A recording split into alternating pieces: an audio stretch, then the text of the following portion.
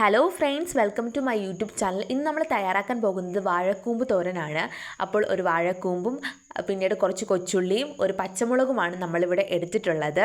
ഇത് നല്ലപോലെ നമ്മൾ അരിഞ്ഞെടുക്കണം. വാഴക്കൂമ്പ് കുനുകുന നമ്മൾ അരിഞ്ഞെടുക്കുക. അതുപോലെ തന്നെ കൊച്ചുള്ളി നീളത്തിലുമാണ് അരിഞ്ഞെടുക്കുന്നത്, പച്ചമുളക് വട്ടത്തിലും. പിന്നീട് ഇതിൻ്റെ അരപ്പ് ആവശ്യമാണ്. അപ്പോൾ മിക്സഡ് ജാറിലേക്ക് തേങ്ങ ചിരവിയത് ആഡ് ചെയ്ത് കൊടുക്കുക. പിന്നീട് അതിലേക്ക് അതിനാവശ്യമായ 1/2 ടീസ്പൂൺ മഞ്ഞൾപ്പൊടി, 1/2 ടീസ്പൂൺ ജീരകം എന്നിവ ചേർക്കുക. പിന്നീട് അതുപോലെ തന്നെ 4 അല്ലി വെളുത്തുള്ളിയും കൂടെ നമ്മൾ ചേർത്ത് കൊടുക്കുകയാണ്. ഇതും കൂടെ ചേർത്ത് നല്ല പോലെ ഇത് അരച്ചെടുക്കുക. ഇതാ നമ്മളുടെ അരപ്പ് ഇവിടെ തയ്യാറായി കഴിഞ്ഞിരിക്കുന്നു. പിന്നീട് നമ്മൾ അടുത്തതായിട്ട് ഒരു പാൻ എടുക്കുക. പാൻ നല്ലപോലെ ചൂടായി വരുന്ന സമയത്ത് അതിലേക്ക് എണ്ണ നമ്മൾ ഒഴിച്ചു കൊടുക്കുക.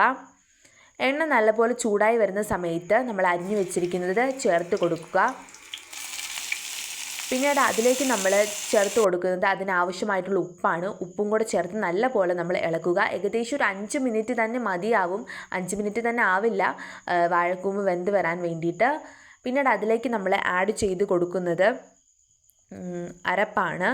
അപ്പോൾ അരപ്പും കൂടെ നമ്മൾ ആഡ് ചെയ്ത് നല്ല പോലെ ഇളക്കുക.